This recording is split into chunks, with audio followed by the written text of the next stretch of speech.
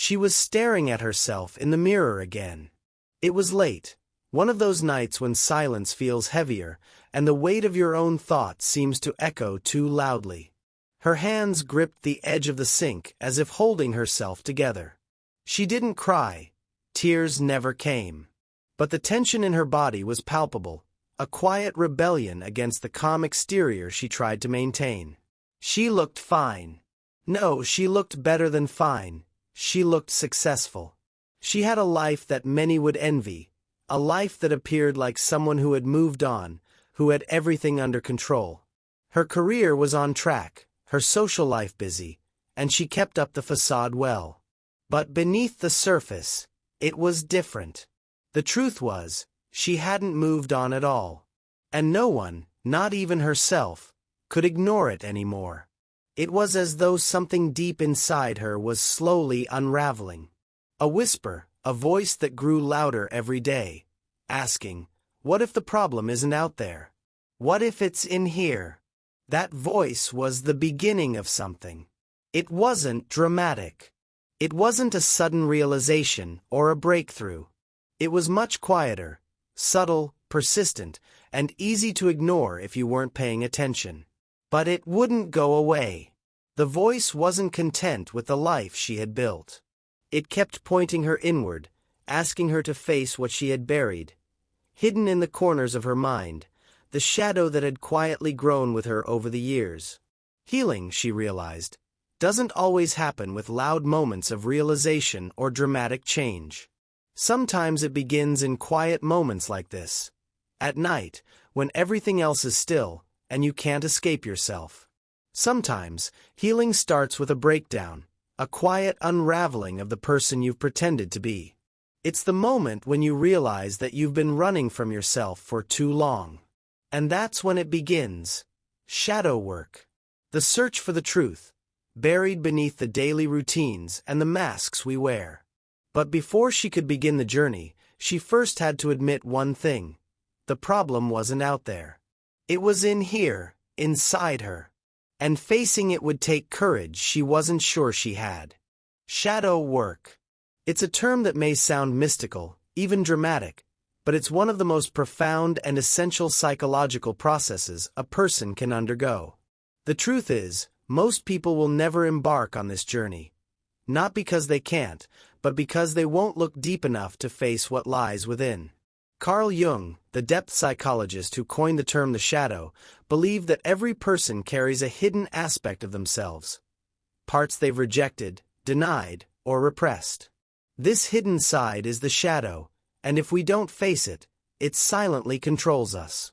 It lives in the background of our lives, shaping our choices, reactions, and emotions without us even realizing it. Think about it. Have you ever found yourself overreacting to something small, like the tone of someone's voice, and later thought, that wasn't me? Or maybe you've sabotaged your own success, pushing away something good, or found yourself repeating patterns you swore you had overcome. That wasn't random. That was your shadow at work. The shadow isn't inherently evil. It's simply the parts of you that you've been taught to hide. As children, we learn which behaviors are acceptable and which are not. Don't cry too much. Don't be too loud. Don't be too much. And so, we bury these parts of ourselves. Anger, desire, creativity, even love. But the shadow doesn't disappear when we ignore it. It simply grows in the dark, waiting for the right moment to surface. Shadow work is the process of going back to those hidden parts. It's not about reliving the pain, but reintegrating these rejected parts of yourself so that you can become whole again. It's about reclaiming what you've lost in the attempt to fit into society's expectations. However, shadow work is not glamorous. It's not about sitting in a peaceful room surrounded by candles, asking for peace. No, shadow work is about sitting in the quiet discomfort of your own mind, facing the emotions and thoughts you've spent years running from. It's about acknowledging the truths you've hidden from yourself. Jung said, one does not become enlightened by imagining figures of light, but by making the darkness conscious. The essence of shadow work is this. You cannot move forward without first acknowledging what lies within the darkness. Until you face it, it will continue to shape your life from the shadows, controlling you without your awareness. Confronting the shadow is not an easy path. It's not glamorous or peaceful, as many might imagine. It's not about finding some mystical solution or sitting in meditation while waiting for answers to magically appear. Shadow work requires something much more difficult: brutal honesty with yourself. When you start this journey, the first step is awareness. It's not about making grand discoveries overnight, but about noticing the small, often unnoticed moments in your life. The things you've been avoiding. The patterns that keep repeating. Start by noticing what triggers you. Every time you overreact to something, whether it's a comment, a situation, or a person, ask yourself, what part of me is being triggered right now? The key is to go deeper than your ego. It's not about defending yourself or justifying your actions. It's about examining the core of what's really being threatened, your sense of identity, your worth, or your place in the world. Write it down. Don't expect answers right away. The shadow doesn't speak in clear, simple terms. It speaks through recurring emotions, uncomfortable situations, and repeated mistakes. It lives in the things you avoid, the feelings you don't want to acknowledge. The second step in confronting your shadow is radical self-honesty. We all tell ourselves stories to feel safe. We tell ourselves, I'm fine, I don't need anyone, or I've moved on. These stories give us a false sense of security. Shadow work asks you to challenge those stories. It forces you to ask, who would I be without this story? Letting go of the story is terrifying because often, the story we've built is the identity we cling to. The person we think we are is built from our wounds, our insecurities, and our fears. Letting go of that story means letting go of the safety blanket we've been holding on to. Next, confront your projections. Jung believed that what we dislike or judge in others is often a reflection of what we refuse to see in ourselves. Have you ever been annoyed or jealous of someone and then realized, why am I reacting this way? Often, that irritation isn't about the other person at all. It's a reflection of your own shadow. Shadow work is about noticing those moments and asking, what part of this is about me? Confronting the shadow isn't just about uncovering darkness. It's also about reclaiming the light you've hidden away. Your creativity, your brilliance, your potential. All the things you've been told are too much, too bold, or too unrefined. The shadow isn't just pain. It's also your untapped potential. When we begin the work of confronting our shadow, we often focus on the darkness, the parts of ourselves we've repressed, the fears, the pain, and the anger. It's natural to believe that shadow work is all about digging into this darkness, but that's only part of the process. Jung reminded us that the shadow isn't just about the dark side of ourselves. It's also about the golden shadow, the brilliance, the creativity, the power, and the love that we've rejected because they felt too much or too overwhelming. Many of us have been taught that to be too creative, too passionate, too strong, or too loving is somehow excessive. Maybe we were told to calm down, to not take up so much space, or that our emotions were too intense. So, we push those parts of ourselves into the shadow. Over time, this rejection leaves us feeling disconnected from the very qualities that could bring us joy, fulfillment, and true self-expression. Shadow work isn't just about uncovering and healing our wounds.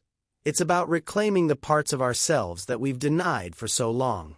These parts of us, our gifts, our talents, our full potential, have always been there, but they've been buried under the weight of societal expectations and self-imposed limitations.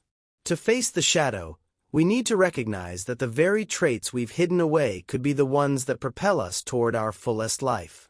As you dive deeper into shadow work, you will likely uncover feelings of shame and unworthiness. But remember, the shadow isn't evil. It's simply misunderstood, waiting to be integrated back into the light of who you truly are. Facing the darkness means not just accepting your flaws, but also embracing the brilliance that you've kept hidden. The golden shadow is often disguised as something we've learned to fear. For example, someone might feel that showing too much love makes them vulnerable, or that their creative power is too much for the world to handle. These are parts of the self that have been repressed because of fears, doubts, and the judgments of others. But when you allow yourself to face them, without judgment and without fear, you unlock the potential to express them fully. When you finally bring these hidden parts into the light, you begin to experience a profound shift. Not only do you heal your wounds, but you also reclaim the strength, creativity, and love you've been holding back. This process isn't about achieving perfection. It's about embracing your full, complex self and seeing your darkness and your light as essential parts of your wholeness. The path to wholeness is not a straight line. It's not a simple destination where you reach a point of perfect peace or unshakable strength. Instead, it's a journey, a lifelong process of becoming, of integrating all the parts of yourself that you've hidden or rejected. The deeper you go into shadow work, the more you'll uncover about yourself. Some discoveries will be difficult, but each moment brings you closer to your true self. Wholeness doesn't mean perfection. It's about embracing the totality of who you are, both the light and the darkness, the parts you love and the parts you fear. Jung called this process individuation, the journey of becoming who you truly are, not just who society wants you to be or who you pretend to be. It's about integrating the shadow, acknowledging it, and allowing it to guide you toward a fuller, more authentic life. The first step on the path is slowing down. In a world that values speed and productivity, it's easy to skip over the uncomfortable moments. We live in a culture that pressures us to constantly move forward, to get over it, to move on. But the unconscious doesn't work on deadlines. It operates in stillness, in presence.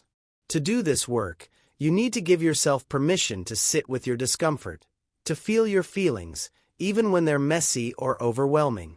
When you start listening to your inner world, your discomfort, your fears, your triggers, you begin to understand the deeper motivations driving your behavior. You realize that your reactions aren't random, but responses to something inside you that's unresolved. Shadow work asks you to meet those parts of yourself, to witness them without judgment, to sit with your pain and acknowledge it, not as a weakness, but as a part of you that deserves compassion. As you continue down this path, something powerful begins to shift. You stop abandoning yourself for the sake of approval. You stop pretending to be someone you're not. You begin to speak your truth, even when it's uncomfortable. You learn to embrace your flaws as part of your humanity, and you reclaim the strengths you've buried. Your creativity, your passion, your courage. The more you allow yourself to become whole, the more you experience peace. But this peace isn't passive. It's a hard-won sense of self-acceptance. It's the quiet strength that comes when you no longer need to wear masks. Wholeness is not about erasing your flaws. It's about accepting them, understanding them, and allowing them to inform the life you want to create.